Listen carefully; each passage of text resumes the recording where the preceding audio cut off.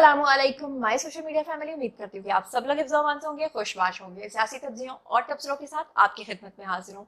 आज का रनडाउन आपके साथ शेयर कर लेती हूँ। एक जज साहब हैं, अपनी अहलिया समेत जो है वो बड़े शदीद जख्मी हुए हैं और उनके खिलाफ जो है वो तहकीकात का आगाज हो चुका है। वो लिफ्ट से गिरे हैं और क्या मामला है एग्जैक्टली आपको बताऊंगी। इसके अलावा खैबर पख्तूनख्वा की असम्बली में एक अजीबो गरीब वाक़या पेश आया जब वहाँ पर पार्टिसिपेंट जो था, रुकने असम्बली जो था, सूबाई असम्बली, वो जनाब अली क्या कर रहा था कि ड्रंक होके नशा करके वो वहां पर आ गया। खैबर पख्तूनख्वा की असम्बली ने तमाम रिकॉर्ड्स तोड़ दिए बेहयाई के। वो वीडियो क्लिप भी आज आपको दिखाना है और उसके बारे में भी आपको बहुत सारी चीजें बतानी है। इसके अलावा जनाब मैंने आज आपको खबर देनी है शेर अफजल मरवत के मुतालिक भी कि शेर अफजल मरवत जो हैं उनको पार्टी से निकाल दिया गया है, लेकिन उसके बावजूद भी वो डट चुके हैं और वो क्यों डट चुके हैं उसके बारे में भी हम बात करेंगे। इसके अलावा आपको बता दूं कि रियासत ने एक और बहुत बड़ा फैसला कर लिया है मिसिंग पर्सन के हवाले से, तो उसके बारे में भी बात होगी। तो चलिए जनाब शुरू करते हैं आज का वीडियो। तो जनाब इससे पहले कि आज का वीडियो जो है वो शुरू किया जाए, उससे पहले मैं सबसे इम्पोर्टेंट बात जो इस वक्त आपके सामने करने जा रही हूँ वो गौर से सुनिएगा कि जितनी भी तागूती तागूती ताकतें हैं, मुझे दूसरे वाले कहीं खलील रहमान कबर वाला तागूत ना समझ लीजिएगा, जो वाकई तागूती दज्जाली और शैतानी ताकतें हैं, खासतौर पे जो बाहर के मुल्कों में बैठकर पाकिस्तान को बदनाम करना चाहते हैं, वो हमेशा पाकिस्तान के ऊपर जब एतराज उठाते हैं तो उनका एतराज होता है मिसिंग पर्सन के ऊपर। तो अब जो हमारी रियासत है उन्होंने बड़ा एक गैर मामूली फैसला किया है मिसिंग पर्सनस के हवाले से और उनके दुख में शरीक होने का फैसला किया है। क्या किया है ये सुन लीजिएगा, उसके बाद मैं चलती हूँ अपनी पहली खबर की तरफ।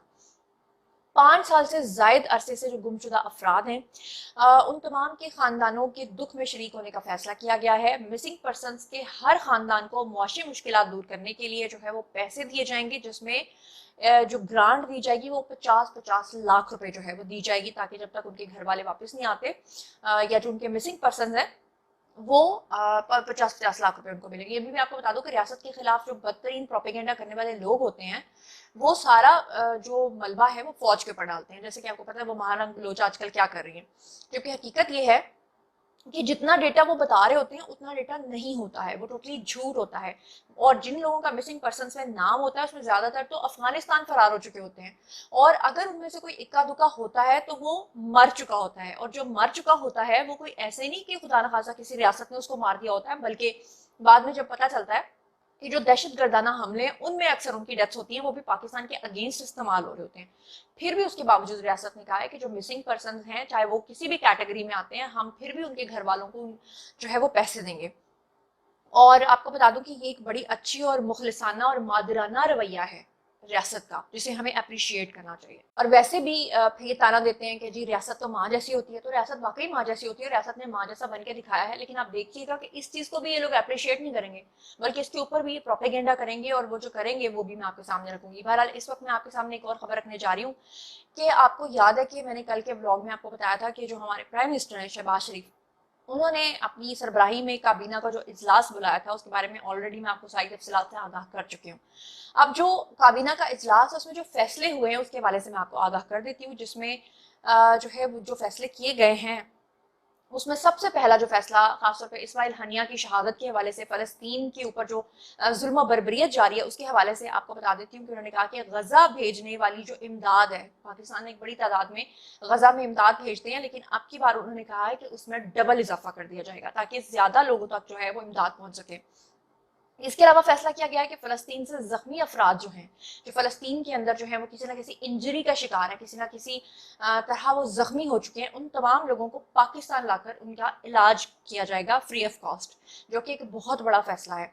यानी कि बाकायदा तौर पे पाकिस्तान से जहाज जाएगा और मरीजों को वहां से लेकर आकर पाकिस्तान में उनका इलाज किया जाएगा फ्री ऑफ कॉस्ट, जो कि एक हुकूमत का अच्छा फैसला है। फलस्तीनी मेडिकल स्टूडेंट्स जितने भी हैं, जो पढ़ने वाले स्टूडेंट्स हैं, उन सबको पाकिस्तान लाकर यहाँ की यूनिवर्सिटीज के अंदर जो है उनको पढ़ाया जाएगा और उनको यहाँ पर दाखिले दिए जाएंगे, जो कि एक बहुत अच्छा और खुश आइंद फैसला है। लेकिन बात फिर वही है कि पूरी मुस्लिम उम्मा जो है वो पता नहीं क्या कर रही है, और मुस्लिम उम्मा जो है वो कब जागेगी कि फलस्तीनी जो इस वक्त जंग लड़ रहे हैं वो अपने लिए नहीं लड़ रहे हैं, वो मुस्लिम उम्मा के लिए लड़ रहे हैं। और बैतुल मक़दस जो है वो सिर्फ फलस्तीनियों का मसला नहीं है, वो हम सब लोगों की इस्लामी रियासत है जिसको बचाना हम सबका फर्ज है। तो बहरहाल ये मैंने खबर आपको दे दी। अब इसके बाद जो अगली खबर है जरा वो भी मुलाहिजा फरमाइए। अगली खबर आप लोग सुन ही रहे हैं कि शेर अफजल मरवत जो हैं उनके ऊपर पाबंदी लग गई है और बाकायदा नोटिफिकेशन जारी किया गया जिसमें कहा गया कि शेर अफजल मरवत को पार्टी से निकाल दिया गया है। मेरे लिए ये खबर बहुत पुरानी हो चुकी है, हालांकि डिबेट इसके ऊपर अब आके हो रही है, लेकिन आपको याद है कि मैंने तो 2 माह पहले से आपको बता दिया था कि शेर अफजल मरवत की अब छुट्टी हो जाएगी। पीटीआई का वतीरा है, खान साहब का वतीरा है, लोगों को अपने मकासद के लिए इस्तेमाल करते हैं। फिर जब किसी की पार्टी में जो है वो एक्टिविटी ज्यादा बढ़ जाती है या किसी की मकबूलियत बढ़ जाती है तो उसके बाद खान साहब उसको ऐसा ठुड्डा मारते हैं कि वो हमेशा याद रखता है। और मैंने आपको हमेशा बताया था कि ठुड्डा तो पड़ेगा शेर अफजल मरवत को। फिर शेर अफजल मरवत ने आपको याद है कि जब ये फैसला किया था कि वो एक सोशल मीडिया टीम बनाएंगे तो उस वक्त भी इमरान खान साहब ने बड़ा सख्त बयान दिया था और शेर अफजल मरवत के खिलाफ उन्होंने बात की थी। और फिर उसके बाद आपको पता है कि पूरी पार्टी शेर अफजल मरवत के पीछे पड़ गई थी। फिर शेर अफजल मरवत के मुंह से एक और मुतनाज़िब बात निकल गई थी खान साहब के लिए जो एक मौत के बराबर थी, क्योंकि शेर अफजल मरवत ने ये कह दिया था कि ये जो खान साहब हैं वो मुझसे जेलस होते हैं। तो फिर इस बात के ऊपर तो फिर कोई बात रहती नहीं है, फिर नोटिफिकेशन तो आना ही था। नोटिफिकेशन बल्कि थोड़ा लेट आया है, खान साहब तो पहले ही बड़े इनके ऊपर जो है वो गुस्से में थे। अब शेर अफजल मरवत जो है इस पूरे मामले के ऊपर जो है वो डट गए हैं और शेर अफजल मरवत इसको डिनाई कर रहे हैं और उनका ये भी कहना है कि ये नोटिफिकेशन जो है ये जाली है और मैं इसको मुस्तरद करता हूँ। कैसे, आपको बता देती हूँ कि शेर अफजल मरवत जो हैं उनकी जो मनसूखी का ये मामला है, पार्टी की रुकनीत की मनसूखी का, इसके ऊपर उनके मुतजाद बयान आ रहे हैं। पीटीआई की जो कोर कमेटी है उन्होंने शेर अफजल मरवत की पार्टी रुकनीत मनसूखी का नोटिफिकेशन दुरुस्त करार दिया है। उन्होंने कहा है कि हाँ वाकई शेर अफजल मरवत को पार्टी से निकाल दिया गया है।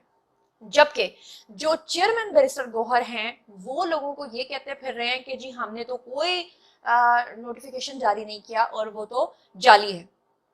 अब इस हवाले से शेर अफजल मरवत जो हैं वो भी बोल पड़े हैं। उनका कहना यह है कि 2 दर्जन कोर कमेटी मेंबरान समेत सीनियर रहनुमाओं से मैंने बात की है और उन्होंने कहा कि जितने भी पार्टी के मेंबरान हैं उनसे अखराज के हुक्मनामे पर कोई बहस जो है वो हुई ही नहीं है, तो फिर मुझे निकाला कैसे जा सकता है। यानी कि अभी तक वो बहस चल रही है कि मुझे क्यों निकाला। उन्होंने मजीद कहा कि मुतनाज़े हुक्मनामे को इस कदर उजलत में क्यों जारी किया गया, ये शेर अफजल मरवत का जो एक पॉइंट है वो जायज़ है। शेर अफजल मरवत ने अपने पूरे मामले का जो इख्तियार है वो बैरिस्टर गोहर को दे दिया है।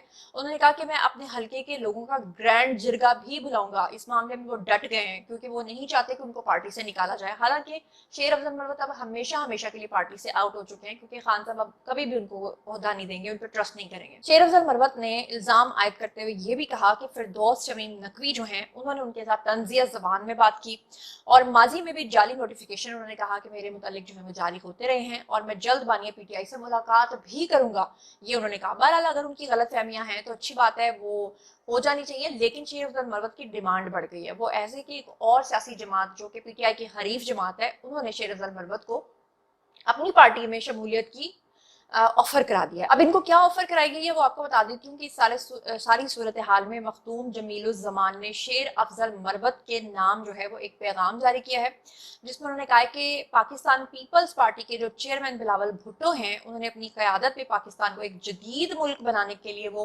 पुरआज़्म हैं और हम आपको पीपल्स पार्टी में शामिल करने की दावत देते हैं। यहाँ पर आपको ये भी बता दूं कि मीडिया रिपोर्ट्स के मुताबिक मखदूम जमीलुज़्ज़मान जो है वो जल्द इस्लामाबाद पहुंचकर शेर अफजल मरवत से मुलाकात भी करने वाले हैं और उन्हें पीपल्स पार्टी में शमूलियत की दावत भी देने वाले हैं। जबकि शेर अफजल मरवत जो है वो अभी तक बेचारे झूठे और सुहाने ख्वाब देख रहे हैं जिसके अकॉर्डिंगली उनको लगता है कि खान साहब उनको दोबारा अपना लेंगे। लेकिन वो आपने अक्सर चिड़िया का एक बच्चा देखा होगा, उसे पंजाबी में बोट कहते हैं। तो चिड़िया का जो घोंसला होता है उसमें जो उसके 3-4 बच्चे होते हैं वो चीख रहे होते हैं, चिल्ला रहे होते हैं, चैं चैं पैं पैं कर रहे होते हैं। अक्सर ऐसा आपने देखा होगा कि वो एक जो चिड़िया का बोट है, जो बच्चा है, वो नीचे गिर जाता है और जब वो गिर जाता है तो आप उसे उठा के 10 दफा भी चिड़िया के घोंसले में रखें तो चिड़िया उसको एक्सेप्ट नहीं करती। खान साहब के साथ भी ये हो गया है कि शेर अफजल मरवत को वो कभी भी एक्सेप्ट नहीं करने वाले और ना ही पार्टी में उनको वो मकाम मिलेगा। अब ये शेर अफजल की मरवत की मर्जी है कि अगर उनको पीपल्स पार्टी की तरफ से इज्जत मिल रही है तो वो उसे कबूल करें। आजकल जनाब अदलिया का जमाना है। अदलिया, रियासत, हुकूमत और ऑपोजिशन, इन सब का जो एक घोरक धंधा चल रहा है वो तो आप लोगों के सामने है। ऐसे में एक जज साहब हैं वो अपनी अहलिया समेत जख्मी हो गए हैं, उनके साथ हादसा पेश आया है लिफ्ट से गिरकर। क्या मामला हुआ है जरा ये भी सुन लीजिएगा कि कौन से जज साहब हैं, उनके साथ क्या मामला पेश आया है। आया ये वाकई कोई हादसा है या आने वाले दिनों में पीपल्स पार्टी इसको भी किसी साजिश का रंग देगी। हाफजाबाद में एक होटल की लिफ्ट थी और वो टूट कर नीचे गिर गई और इसमें सवार जो सिविल जज थे उनका नाम है जी साजिद बिलाल और उनकी अहलिया शदीद जख्मी हो गए।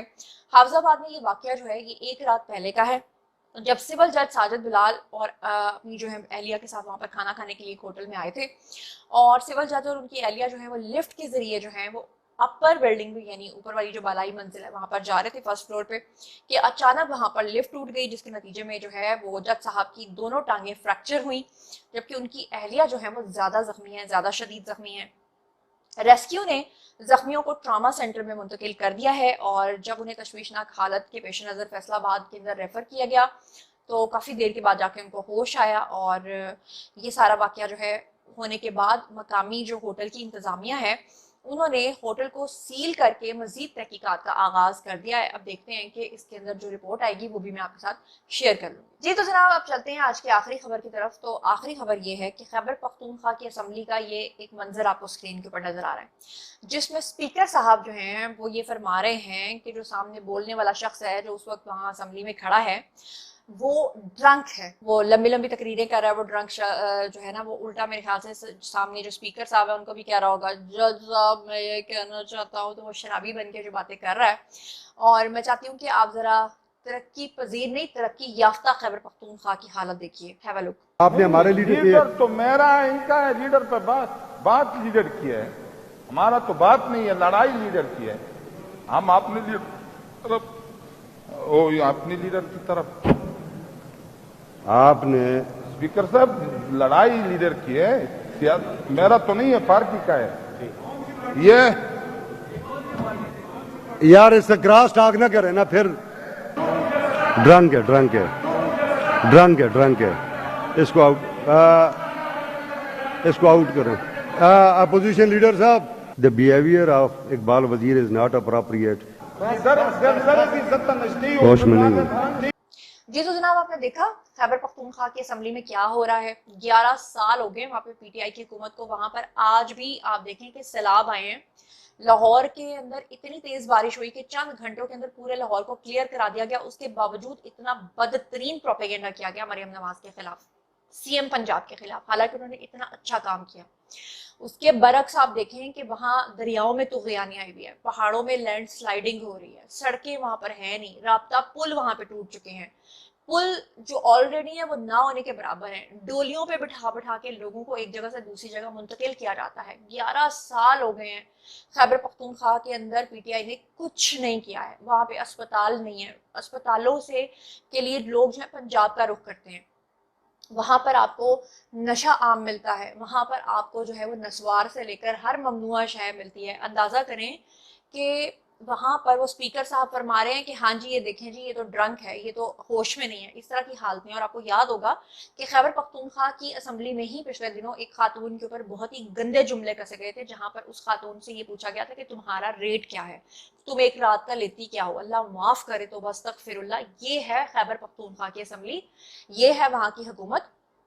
और अली अमीन गंडापुर जो हैं वो ऐसे सीएम है कि जिनको देखकर मैं कहती हूँ कि कोई भी बंदा सर पकड़ के बैठ जाए कि खान साहब ने 12 करोड़ का सूबा था पंजाब, जिसका वजीर आला कौन बनाया गया था, बुजदार, जिसको बात करनी नहीं आती थी। और खैबर पख्तूनख्वा के अंदर जिस निकम्मे शख्स को इन्होंने वजीर आला बनाया हुआ है वो कहता है कि मेरा मेरा डसा हुआ जो है ना सांप भी पानी मांगता है। जी तो जनाब, ये था आज का वीडियो। बारी है जी आप लोगों की, आइए कमेंट सेक्शन में और मुझे बताइए कि आप इन तमाम खबरों के बारे में क्या सोचते समझते हैं। जो कुछ भी आप सोचते समझते हैं शेयर कीजिए, पर्सनली जवाब दूंगी। मजीद खबरें, ब्लॉग्स, इंटरव्यूज और साथ तस्वीरें जानने के लिए मेरे साथ कनेक्टेड रहना हरगिज मत भूलिएगा। चैनल को सब्सक्राइब कर लीजिएगा। अपना बहुत ख्याल रखिएगा। अल्लाह ने के बाद।